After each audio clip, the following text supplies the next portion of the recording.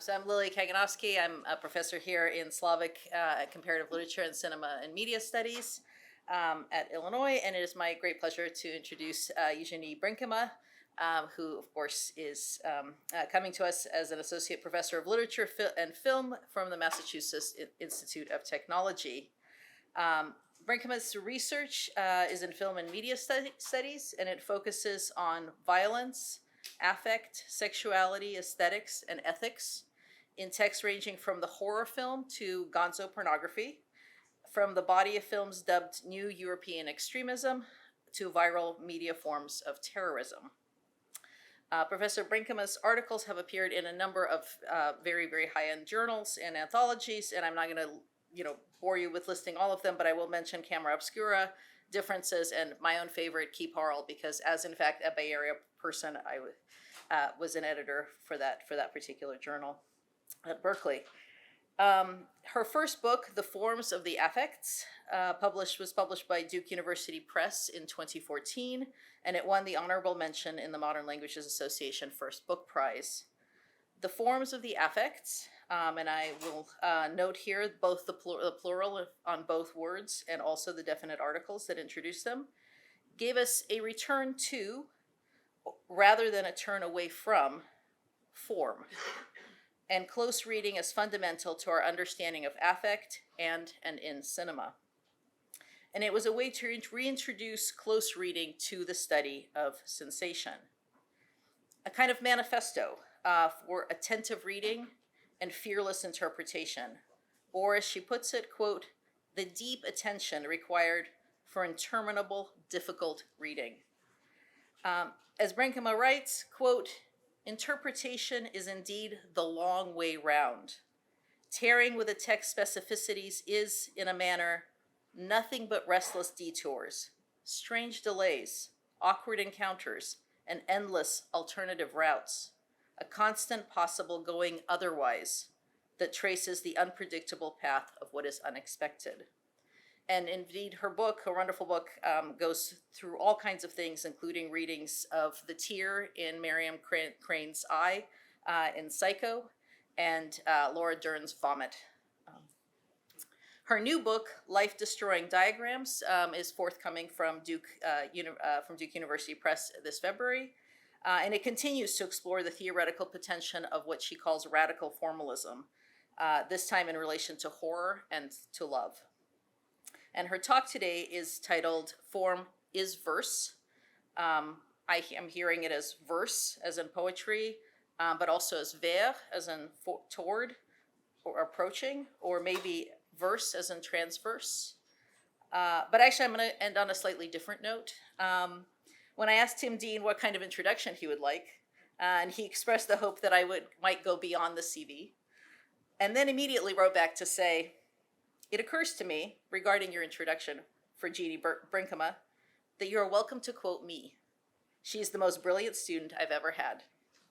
And it's true, the girl is a phenom. So please help me welcome Eugenie Brinkema.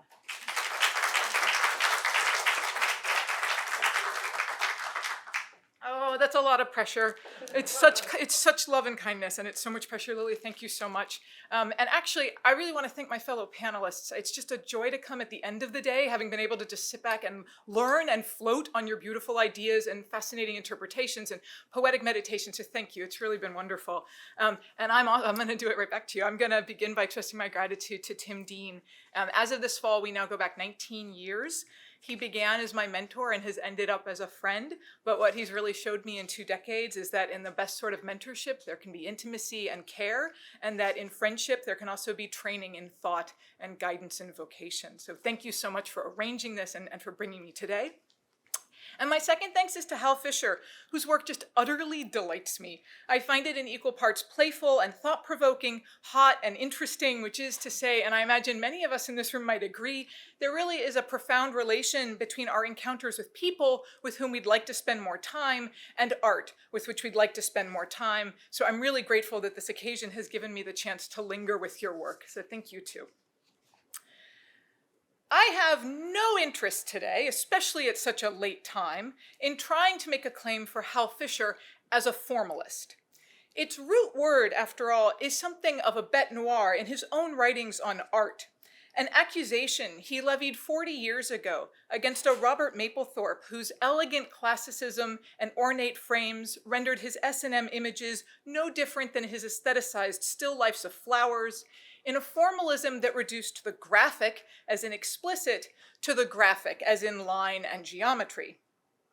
In Fischer's mounted critique, Mapplethorpe's treatment of flesh as a compositional question of tone and depth, of texture and shading, a 20th century version of a 19th century salon painter, if not the brutal shade of the bourgeoisie's beloved l'art pompier, evacuated completely any provocation or charge his work might have otherwise had, erotically or aesthetically, hence the title of two of Fischer's appraisals of Mapplethorpe, The New Commercialism, and Calculated Opulence. The master charge against formalism does a lot of work in this critique, taken as a synonym for aestheticism, political quiescence, an insincere and hypocritical commercialism, a catalog of abstraction which evacuates any material relation to the social, and a fetishization of the image that makes it palatable for an art market that fancies itself daring and avant-garde. Or, consider Fischer's remarks in a 1978 Art Forum piece on the American artist Louis Baltz, the landscape photographer whose stark, austere, usually black and white, formally minimalist, geometrically maximalist images of man-made structures, industrial parks, subdivisions, placed him at the center of the new topographics movement. In a defense of Baltz's work, Fischer concludes his piece with this, quote, "While Baltz emphasizes both fine detail and tonal concern, to see these pictures solely as formal investigations is to miss the provocative questions they raise regarding veracity and personal assumption in photographic vision."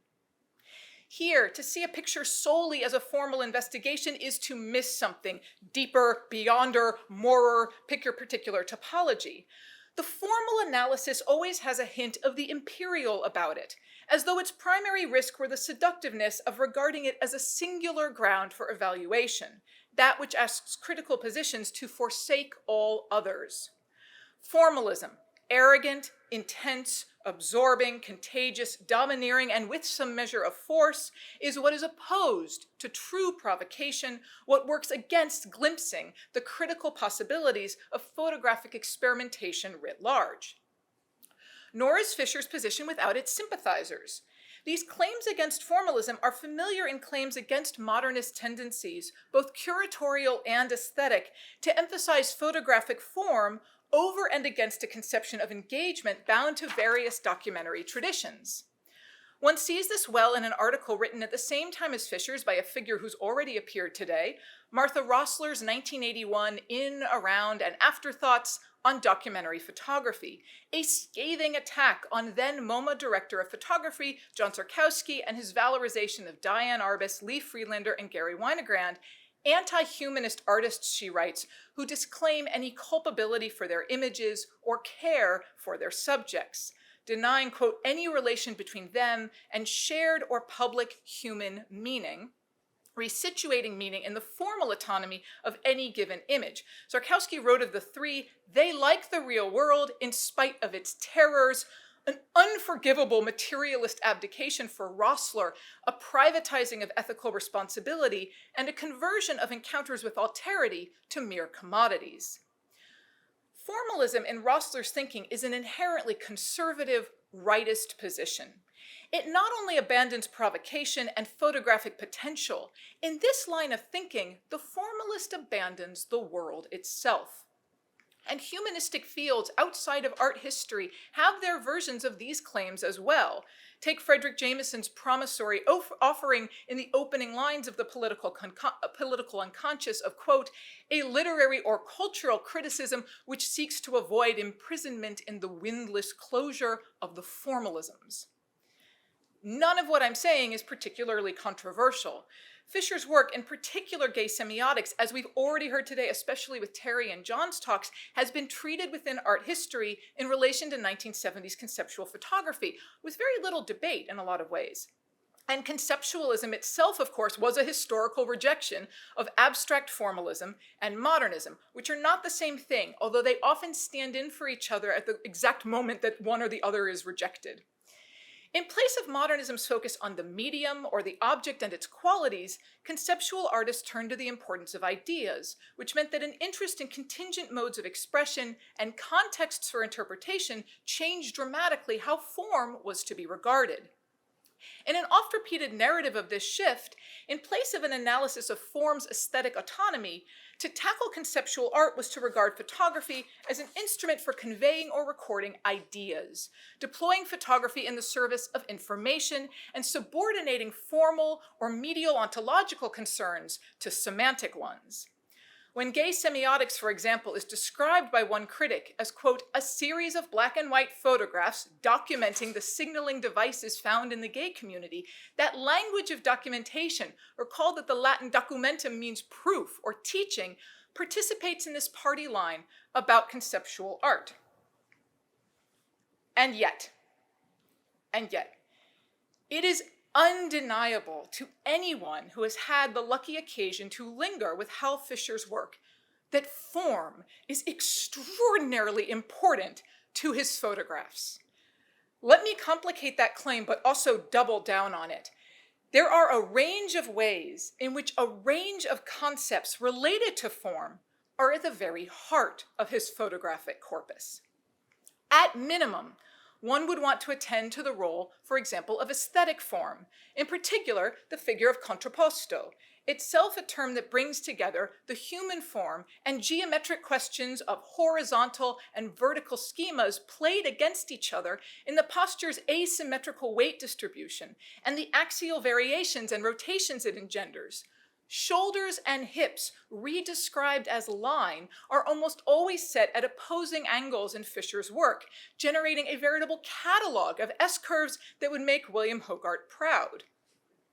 But the interested critic might also grapple with the role of photographic form, manipulations of scale, light, color, perspective, framing, composition, or the role of form in language, including typographic form, or the role of restricted forms, for example, in what you're looking at right now, his early Devil's Slide, which creates an intimate relationship between light and photographic exposure, the exposures of naked flesh, different varying rectangular forms, and the visual syntax of the grid, those regularly spaced lines crossing one another at right angles that Bernard Siegert dubs the cultural technique most capable of turning humans into retrievable objects, linking it to the rise itself of urban planning, maybe letting us re-arrive at the previous talk through a totally different avenue, and ordering the very concept of being in place. And of course, what Rosalind Krauss in her famous essay on grids declares the supreme modernist aesthetic form, arguing that, quote, the absolute stasis of the grid, its lack of hierarchy, of center, of inflection, emphasizes not only its anti-referential character, but more importantly, its hostility to narrative. Or one might want to attend to the strong diagonal segments of the composition that is re-encountered 24 times over the course of a single day in Fischer's 1978 18th near Castro Street, which sets in place a graphic tension between the extensive grid formed by the repeated brick pattern on the wall that itself comprises a dynamic line bifurcating the image, giving it recessive depth, but also creating an epistemological barrier in the background of the image, both of those grids themselves set against the variable bodies that as graphic elements introduce different line and curve segments that themselves group into variable patterns and individually and collectively as lines intersect with, echo, or obliquely cross the nested and distributed lines of bricks, bench, and wall. To describe this series as one of formal notations reveals the urban space of encounter as nothing but a lexicon of intersection.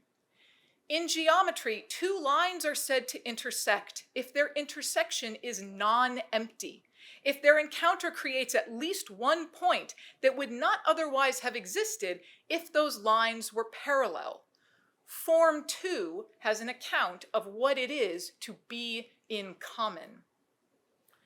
To further densify matters, any reading of Fischer's corpus would do well to consider the relation of formalism to structuralism, forms to structures, forms to signs, and the resonance of sexual systems with other formal systems. For example, the way in which the handkerchief code's chromatic and positional taxonomies are reminiscent of the classifications of Werner's nomenclature of colors, the 1814 pre-photographic guidebook devised by the mineralogist Abraham Gottlob Werner, and whose poetic descriptions reveal little more than the role of difference in the relations that govern any sign system, which itself recalls that in defining the 19th century concept of semiotics itself, that word that will pair with gay and come to title Fischer's best-known series, Charles Sanders Peirce himself called it the quasi-necessary or formal doctrine of signs. So once again, we are unable to shed this word, this insistent problem. Indeed, the repeated criticism of treating photographic work primarily as a formal investigation in Fischer's writings on art strikes me as begging a bit for Freud's account of negation as, quote, a means of taking cognizance of what is repressed, a lifting of the repression, but indeed not an acceptance of what is repressed. Freud continues, to deny something in one's judgment means, at bottom, to say, this is something which I would most like to repress. If an ism that would too insistently prioritize form continually comes up in Fischer's writing in order to take the stamp of no, or not merely, not only, not solely, it is also continually invoked in order to be set aside, brought up so that it might be excluded. My claim today will be that we cannot understand Hal Fischer's work if we cannot grapple with the question of form. And furthermore, that we cannot understand Hal Fischer's relationship with the question of form if we cannot start to articulate the complex generative encounter between aesthetic form and restricted forms in his work. So now, clearly a confession you saw coming, my opening line, it was something of a feint. I do have a very strong interest in making a claim for Hal Fischer as a formalist, although I hope to earn by the end of my talk a sense that there could be a conception of formalism that would not be identical to a politically quiescent aestheticism that abandons the world's worlding. Rather, formalism will ultimately be less about the aesthetic language of the image alone, and ultimately describe an impersonal cartography of sexual practice. That which will come to name what is abstract, geometric, and diagrammatic in relation itself. Formalism, pushed in a more radical direction, asked to stand as the very ground of critical investigation, what is given priority both in terms of ordinality and significance, will ultimately suggest that there is no provocation towards forms of erotic identity and practice without the provocations that are offered by form itself.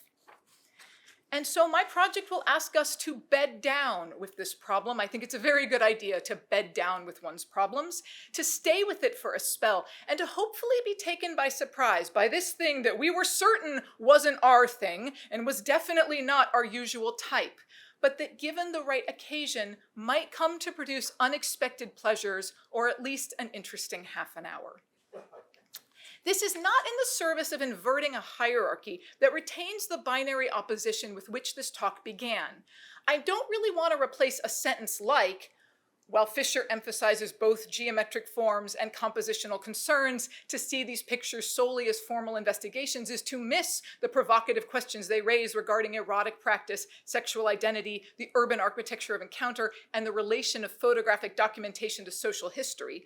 That sentence, with while Fischer explores erotic practices, sexual identities, the urban architecture of encounter, and the relation of photographic documentation to social history, to see these pictures solely as social or historical investigations is to miss the provocative questions they raise regarding geometric forms and compositional concerns.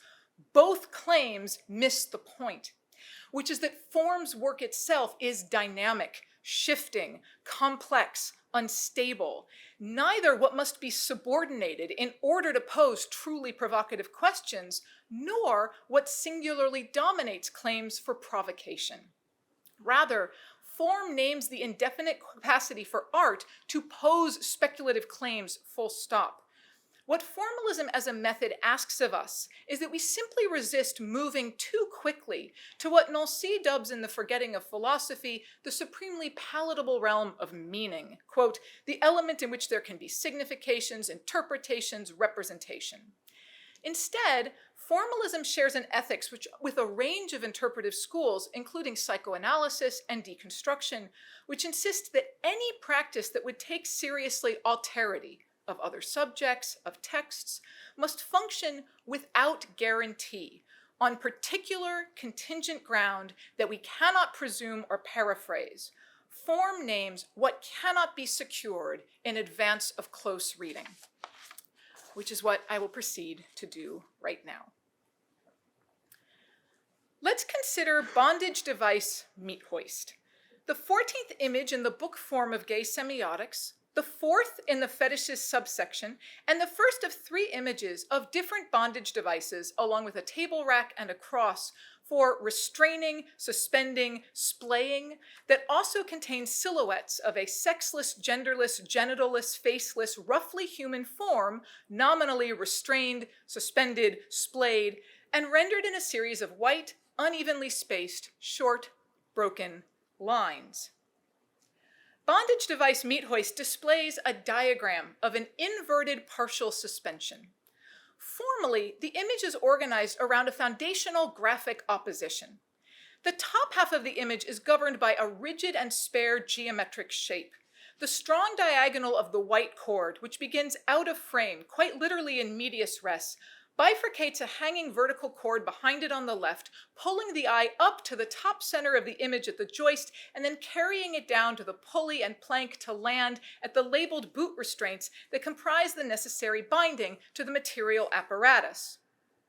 The eye, in following this line from left to right, as though in the direction of readerly script, traces a diagonal segment and a descent that forms a perfect right triangle. In tension with this half of the image is its underside, a schema that in every way works against the former. Quite literally an inversion, the lower half replaces the thick continuous lines of the rope to joist, joist to pulley and board with thin, discontinuous, broken lines. The shapes that constitute this lower form are not generated as they are with the continuous contour lines above by extending a line of movement. Rather, the shapes are formed by accumulating discrete line segments, by repeating and building them up. This network of dashed or broken lines forms a set of juxtaposed, rounded, uneven trapezoids and distended ovals. Broken lines are not interruptions to or deficiencies of an ideality of a continuous line. Broken lines are a positive assemblage of multiple smaller lines. What puts into the scene a rhythmic relationship between the repetition of line and the repetition of absence that positively appears where line is not, a relation that accumulates without being synthesized. This schema appears counter-photographic and more akin to the haptic arts, reminiscent as the marks are of the stitching of a cloth, the broken brushstrokes of an impressionist painter, or the repeated lifting and lowering of the tip of a pen or the pencil of a writer. In another sense, however, the marks are the purely photographic as they were hand-drawn on acetate and set over the negative, and thus are strictly indexical, both of light and also of the imprinted tracing of the movements of the hand. Indexicality is thus redirected from photographic object to the mark of inscription prior to the formation of letter. And of course, the line color and typographic style stand in here for the handwritten captions that accompany the other photographs in the series.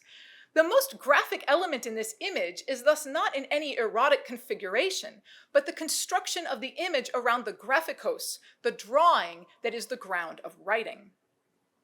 The dashed or broken line is also reminiscent of outlines for cutting, equally in children's books and in butcher diagrams where it denotes both blueprints for incision and the disarticulation of a unified form into multiple forms readied for consumption both oral and economic.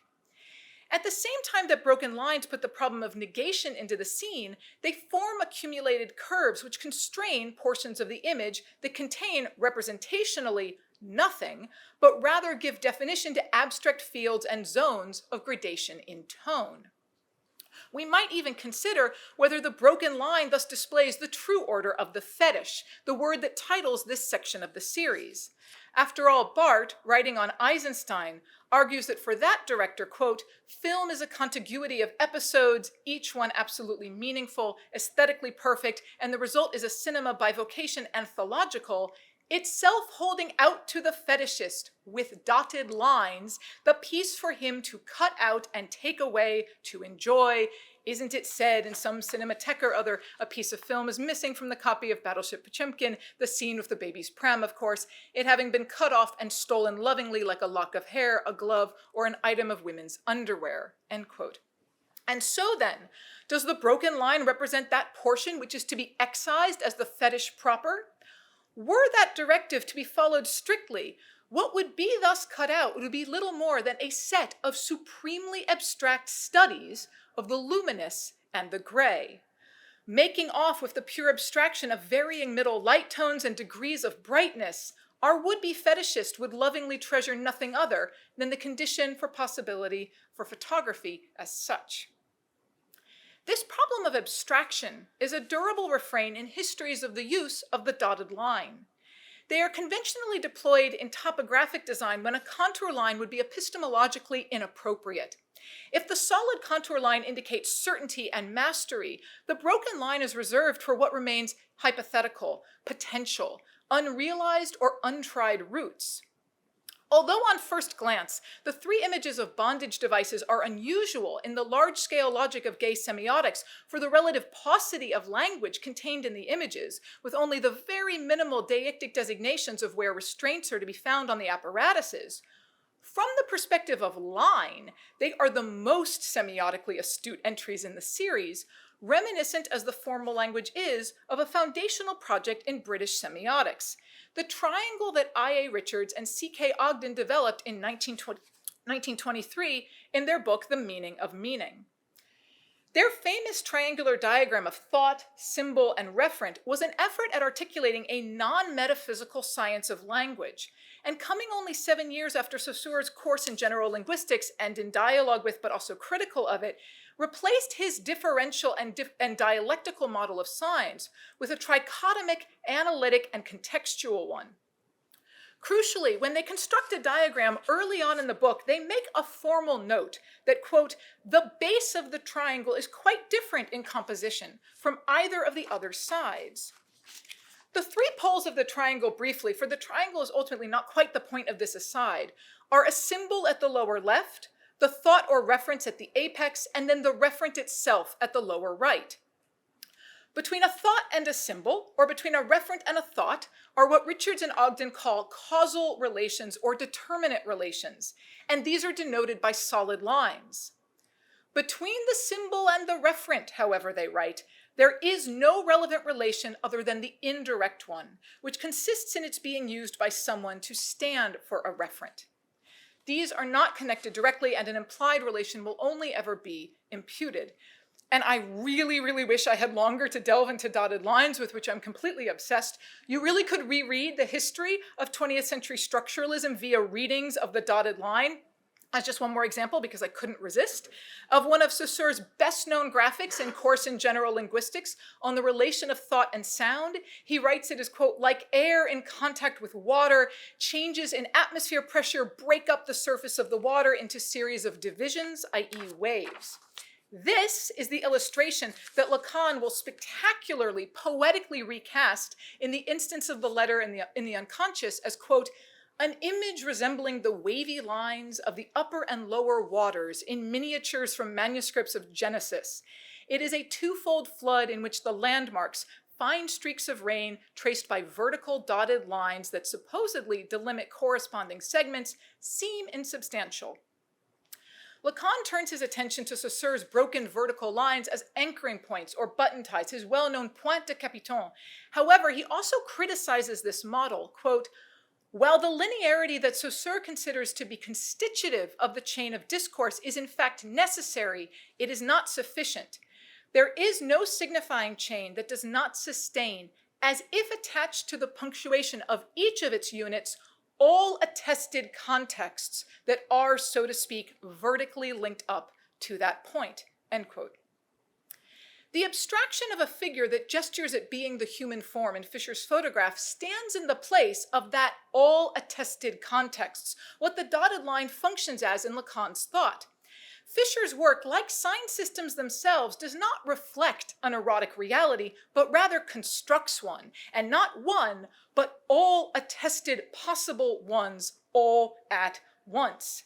And this notion of the dotted line as constructive instead of reflective is also echoed in Deleuze's first cinema book, when he argues that the formalism of expressionism is a geometry that, quote, constructs space instead of describing it. It no longer proceeds by measuring out, but by extension and accumulation. And dotted lines also appear in Deleuze's reading of the discontinuous. He calls them volcanic lines of Spinoza's Scholia, but now we are definitely getting too far afield. What interests me is not whether Fischer's semiotics hews closer to Saussure or to other models, but that in these philosophical diagrams, philosophy nothing but a thinking of form, often through its notation, determinate and causal relations are given by solid, unbroken lines, while indirect or imputed ones, but also all attested possible ones, are given by broken lines. Likewise, in Bondage, Device, Meat, Hoist, the causal relations of gravity and weight, the physics of material and suspension, take form in the visually unimpeded movement through the circuit of the hoist that names the determinate givenness of the rendered photographic image, while the dotted lines offer the body that might be restrained by such a system as merely an imputed, conjectural, possible relation of human form to visceral meat form, of the abstraction of the diagram as cartography of body, and any specific body that might hypothetically at any time occupy that space, or rather, all potential bodies that might at any potential time occupy that space. That the image is enfleshed solely at the level of the diagram and not through any photographic indexicality renders the body itself the form of the indirect, the site of contingency and not necessity. What, despite its capacity to take on any specific form, retains the promise that it could always have been otherwise. After all, it is uniquely in these three broken line bondage images that the diagram of entanglement is semiotic, and I'm happy to call it queer, but it is by no means necessarily gay. Unlike the other entries in the series, the fetish images are not named for taxonomies of style or being, but for the objects endemic to specific contingent practices. Nor is it fully determined which subject position would be prioritized. The diagram offers to the viewer, at minimum, a relation to being in the drawn position, in the hoist or spread-eagled on the rack, and the equally diagrammatically available position of the body who would secure the laces or bring the other down from the cross, and the equally diagrammatically available position of the apparatus itself. Recalling Laplanche's account of how the space of fantasy does not offer the object of desire, but rather stages the mise en scène of desire, this diagram is a formalization of the abstract assemblage of a practice and its pleasures, its indirect and contingent relation to any body towards which its idealism might point to in a singular contingent realized form. The dotted line, in that sense, is isomorphic to desire itself, impersonal, arbitrary, indirect, abstract, impermanent, opaque, enigmatic, imputed, and provisional. The dotted line is the formal register of the speculative. There is thus an inevitable metaphysical narrative that could be produced about such a division of visual labor in this image. Certainty set against uncertainty, realization and abstraction, sensible form and mere sketch or idea.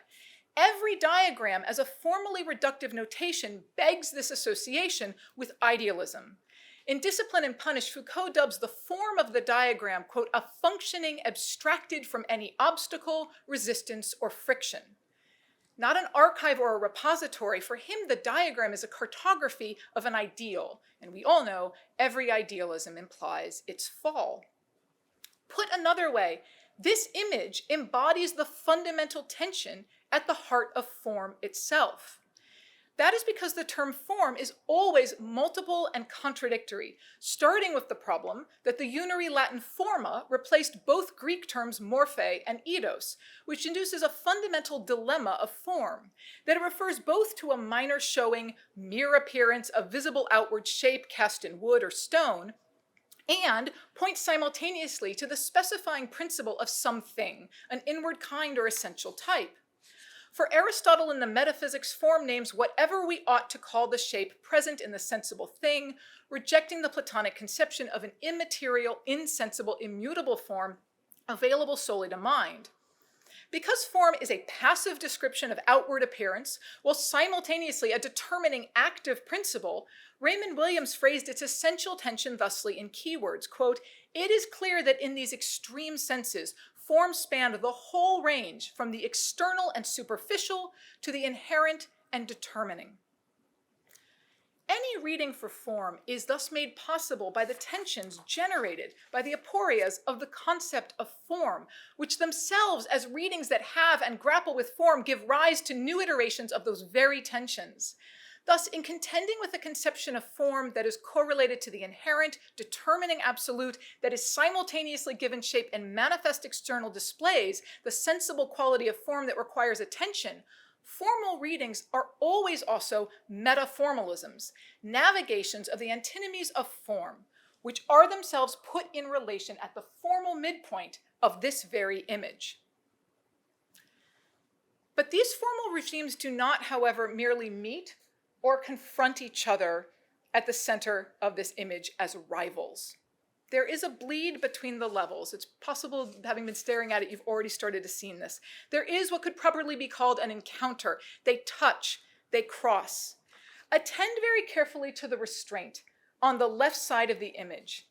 And note how the glint off the metal hook eyelets on the boot follows the path and the broken form of the diagonal broken line, which is to say, it continues the dotted logic of the abstract and diagrammatic portion of the image into the composition of the material structure of the device itself. That the photographed apparatus is marked by the formal logic of the dashes suggests that it, no less than the abstract diagram and impersonal shapes formed therein, is also a contingent, provisional, speculative site.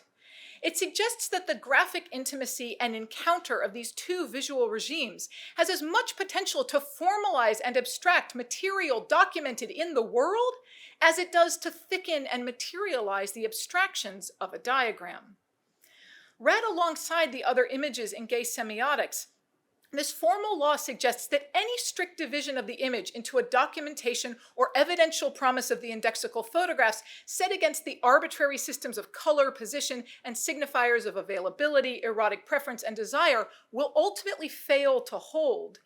The interplay of photographic attestation and formal abstraction is as available to turn signifiers into vitally real operative agents as it is to turn bodies of specific men at specific moments in history off of which specific light bounced into nothing but abstractions. If form is imperial, it is only because it is so fundamentally impersonal. It allows even an indexical photograph of a body to retain its alterity by taking it as yet another contingent site, as yet another diagram, as yet another site of speculative potential. There is without question an impoverished notion of formalism that would oppose it to provocation, experimentation, speculation, in a conception of the formal that means the stilted, as in static, unresponsive, evaluation of arrangement that fails to constitute the sort of productive, aesthetic, erotic, political, or ethical derangements of critique. But formalism can also be a way of reading, a generative practice of speculation that derives from the details of textual form, such that far from constraining or limiting, formalism would name the limitlessness of interpretation itself. Critical positions are positions. They play roles, they desire, solicit, and exclude. And what the formalist is uniquely poised to claim is the way in which form is at heart versatile, active, passive, topping from the bottom, both, every, each, all, any. Form doesn't always do one thing. But to declare that form is verse contains a grammatical deceit, suggests a false stability, is, always does. Versatile, from the Latin versatalis, turning, revolving, moving, capable of turning over with ease, really suggests that we ought to say that form verses. It turns, it shifts, it does things. In Fischer's work, form switches positions, shifts from aesthetic to schematic registers, turns flesh into diagram and diagram into possibility, light into idea, and language into tone. It changes things up, flipping interpretation over and taking it by surprise precisely by being variable, flexible, untried, naming contingent practices determined by particular encounters in particular settings. It is this continual navigation of form that keeps critical thought in rotation and not with a small measure of pleasure. Thank you so much.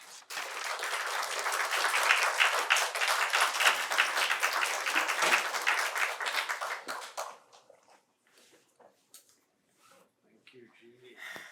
My goodness. I'm sort of reminded, I was having a moment there as I was listening to Eugenie speak. I was remembering a moment, I don't know, 22. That's how discombobulated I am. I was remembering a moment as I listened to Eugenie just now, 25 years ago when I brought Leo Bassani to the University of Illinois. And he was extremely disconcerted to be here, but he gave a great talk. And my colleague and friend Janet Lyon turned to me at the end. She said, "That was amazing. I feel like I'm on an acid trip." And that came back to me as I was listening to Eugenie here. And I take it as a compliment.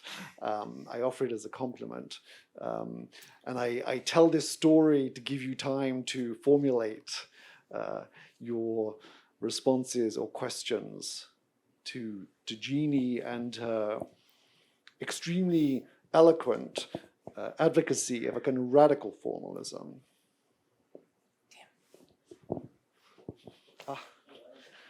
Who is this person? No, I'll be like. For the captions you have. Oh, to. okay. Okay, well, I'm gonna warn you.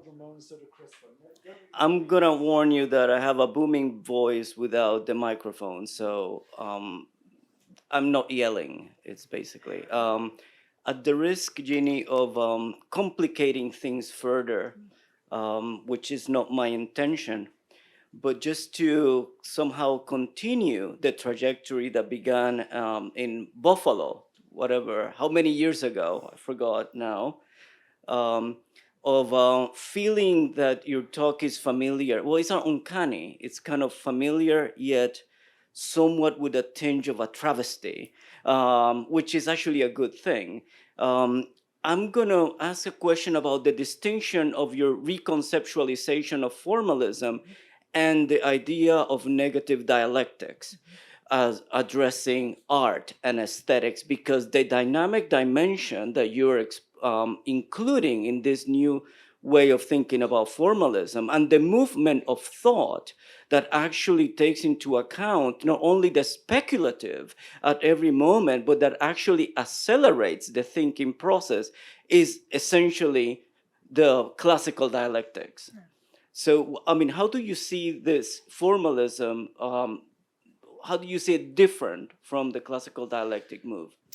I mean, I always sort of begin by saying, yes, it has that in common in that it is an interminable process. It's a question of sort of abyssal circulation and opening of problem.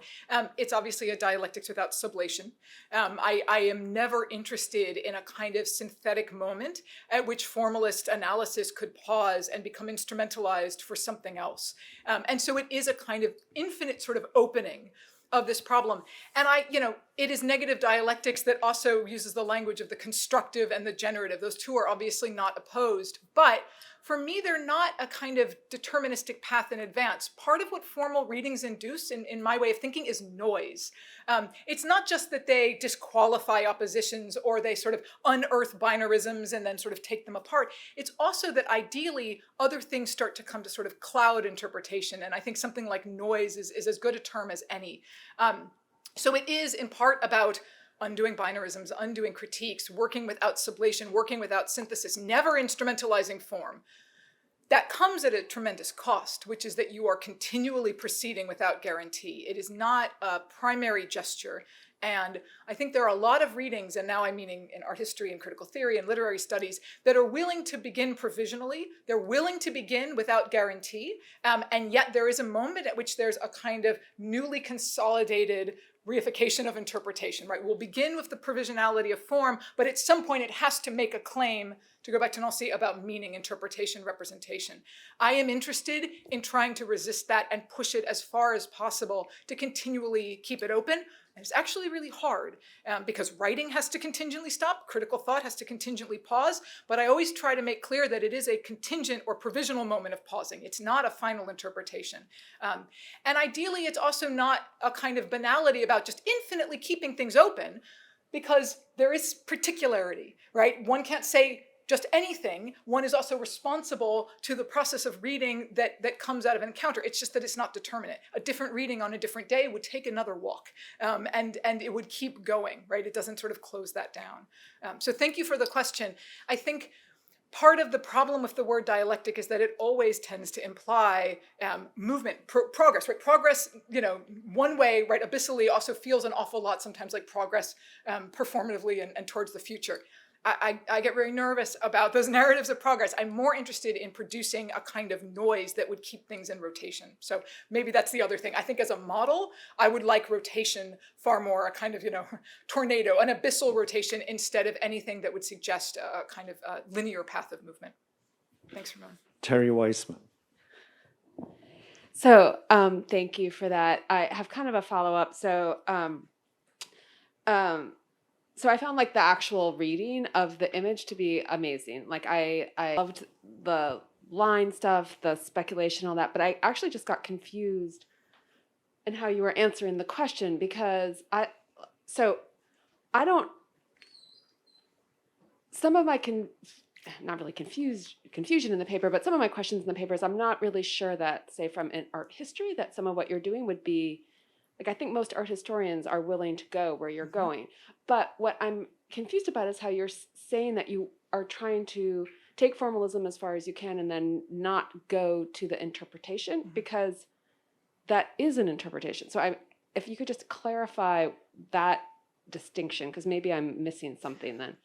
I mean, I will say, I think that it becomes very easy to say we want to avoid meaning and interpretation and representation, but it is, like Derrida saying, we need to get past metaphysical binaries, and then it takes a lifetime for him to write about the fact that to do philosophy means you are constantly having the problem of metaphysical binaries coming back and animating your writing. I would say that that's a struggle more than a kind of one-time rejection. What I try to do with this work is describe it, think through the form of my own language, take the forms in weird directions, but not in order to return this to a kind of substantive. In other words, I wouldn't be interested in returning to the image a claim about, like a positive claim about bondage, about erotic identity, right? I'm interested in the sort of formal, right? So, and I will say, because I think the beginning of your question is really important. What is a formalist? Sometimes we just invoke it to reject it, right? Sometimes it is just a pejorative claim. When Richard Rorty says Levinas's philosophy is nothing but an empty formalism, when we complain about formalists, sometimes we do that work. But everyone in the humanistic world studies form to an extent. And one of the things I'm trying to do in my work right now is to make a distinction between thinking about form and thinking from form. And part of what I'm doing, I hate the word radical. We all know that when people say radical, it usually means kind of like midbrow. But I like the etymology of it. The etymology of radical is radix. It refers to roots, like the ground of thinking. This is the sense in which Martin Hagelin talks about radical atheism. He doesn't mean, transcendent. He means down to the roots. What I would like radical formalism, what it allows me to think is, what if form serves as the ground of interpretation, but it serves as a ground indefinitely? In other words, it's never a ground you move. You never sort of arrive at a kind of instrumentalizing of that. You continually give it priority, which means that you don't sort of begin with form and then move on to something else. Form only ever returns you to the problem of form. So at what point does a scholar like Krauss move to that next phase that is instrumentalized? I mean, part of it is her historical claims about art. When she's writing about the Okay. grid as Yeah. lacking hierarchy and center, but then she wants to claim that this is how like Mondrian like rediscovered the world as new. That's a claim that I wouldn't make. And that is a broader question about how I relate to history. But I think that's part of why when I've done talks in front of art historians, they're usually like, yes, but. And it's that comma and the second word that I want to kind of bracket and suspend. What's the but that an art historian usually says? But then what does that mean for history? What does it mean for Oh, I see. cataloging? What does it Sure, okay. mean for something else? Yeah. Got it. But it comes at a cost, right? Reading without guarantee, bracketing those things, there are things then that you don't speak to. And I think it's really important to kind of own that cost. Yeah.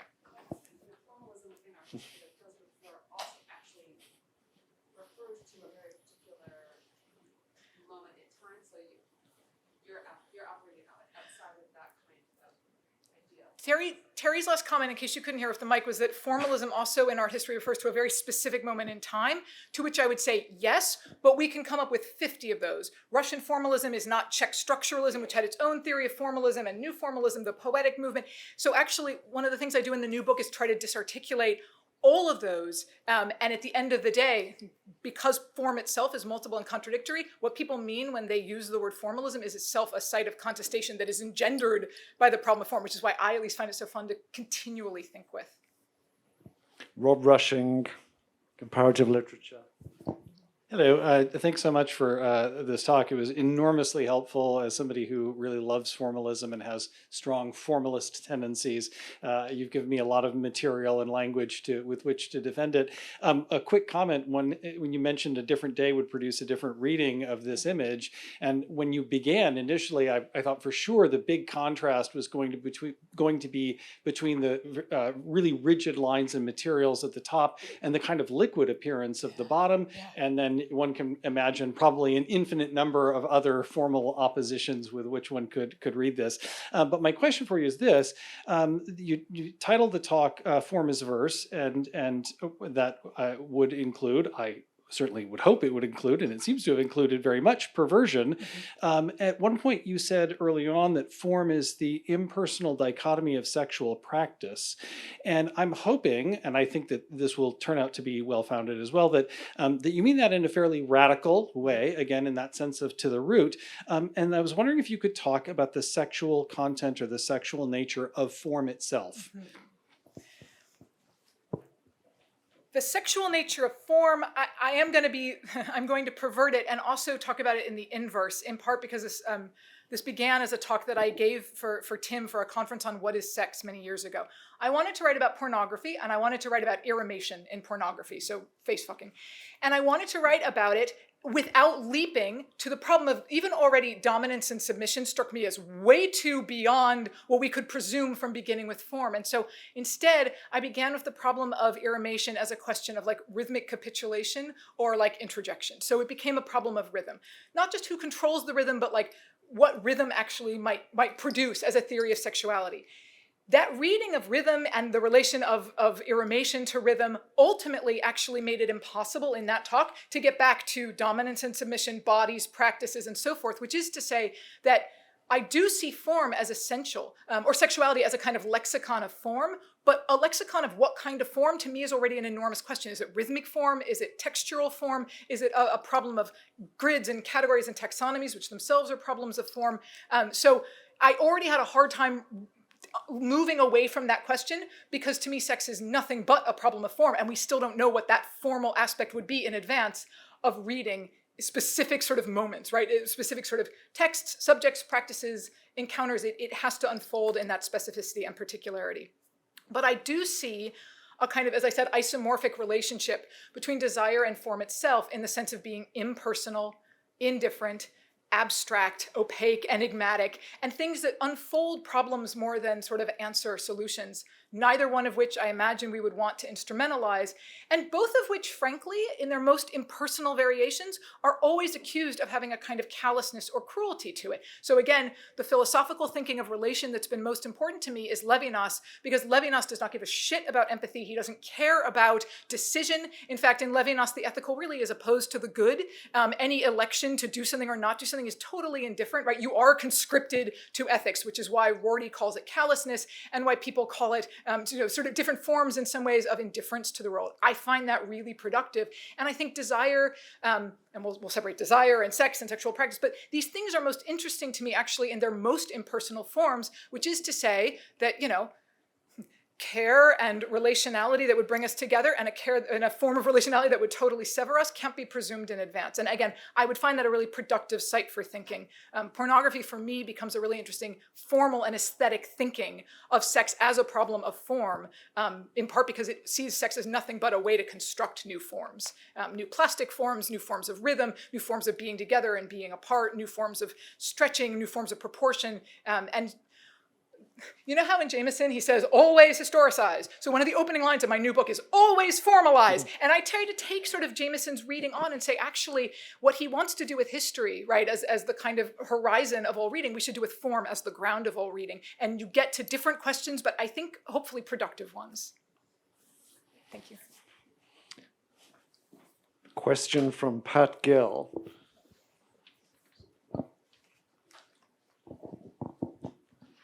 Hi, this was wonderful, mind-blowing. I'm wondering about pleasure, in part because you brought up Lacan and what he would be doing with those dashes was the space in between. He would be looking at them and say, this is significant and the pleasure is seeping out or we're doing something. And for him, he has a sort of formalist way of thinking about the way like pleasure is escaping. And I just thought I'd like to know where pleasure comes, and not necessarily sex, but pleasure. That's a great question, and I'm going to continue the form of your question and say not necessarily sex but pleasure, not necessarily pleasure but jouissance, not necessarily jouissance but shattering, not necessarily shattering but something happening. And I think all those things are different and would be interesting to sort of disarticulate. Okay, I won't do this to the poor camera, but the gaps in between the glint off of the grommets is really interesting to me formally because it continues and pulls this line in. It is also the case I'm formally interested in the fact that there is a gap between the two schemas, right? That it's in fact discontinuous and then it's discontinuous in a different way in that kind of passage that happens there. And we might think of a bunch of different ways that somebody like Lacan would account for this. In everything I know about Lacan, I learned from him. Because in a large-scale reading of Lacan, what's really interesting to me in his psychoanalytic philosophy is the replacement of mythology with topology. I like late Lacan a lot. And part of what I like in late Lacan is that he insists that the structures are not metaphors, right? When he uses the Mobius strip, when he talks about the Borromean knots, he's not talking about metaphors. He's talking about the structure themselves. How could we think about the structure of absence without turning it into a metaphor? I mean, it's a really hard question, right? I mean, absence is the most generative metaphor we might even, have, especially to talk about something like self-shattering, right? The loss of the self. That already becomes a metaphysical sort of narrative. So I would say that my reading of pleasure would probably not sound an awful lot like pleasure, but it would be the condition of possibility to kind of take seriously the gap over the mark, and to try to kind of imagine formally how these two systems of absence don't line up, right? That there's this kind of bar that's missing, and then there are these sort of local absences. I meant it as a human being when I said that Fischer's, photographs give me pleasure. But as a theoretical stance, I don't think pleasure is guaranteed by this image. And I think that's really interesting. What do people always say about BDSM, right? It's a kind of lexicon of pleasures. It's complicated relation to submission and pain. But, right, this is why we have to talk about consent. We have to talk about all the different sort of like affects that negotiate themselves. But I wouldn't presume that we see either pleasure or its absence. Here, what we see here are lines. And if we start with that, I think it also might bring us back to a way in which sexual practice also does not know what it means by pleasure, but it happens anyway. What I like so much about your reading, so much about that reading is that it offers a space that I've always looked for in Lacan where you could talk about pleasure perhaps and separate it from desire. Yeah. That's nice. Yeah, absolutely. And I think that separating and disarticulating those things to me, is one of the great projects of queer theory, and the way that it's been sort of informed by a psychoanalytic thinking, and it wouldn't return either of those to bodies or subjects or humanist language, and I don't see any reason why it couldn't locate those problems in form itself, or whether form could be a way of rethinking those. And so in Lacan, basically from like seminar 10 on, if he starts to draw diagrams, if he starts to sort of engage with topology, I also think there's a way in which he is formalizing these problems precisely to avoid the seductions of metaphor that they always kind of solicit. Yeah. Thank you very much for your question. At the beginning of her fabulous talk, Jeannie alluded to wanting to spend more time with Hal Fischer's pictures, photographs. And I think that when I was invited to curate this exhibition and do this symposium, I first said, no, I'm too busy, I don't have enough time, this is not on my calendar. But I also said, but I find these pictures really interesting, and I do actually want to spend more time with them. And this has all been fantastic for me. I think we need to give Hal, since he's here, his moment, and thank Jeannie for a fabulous presentation.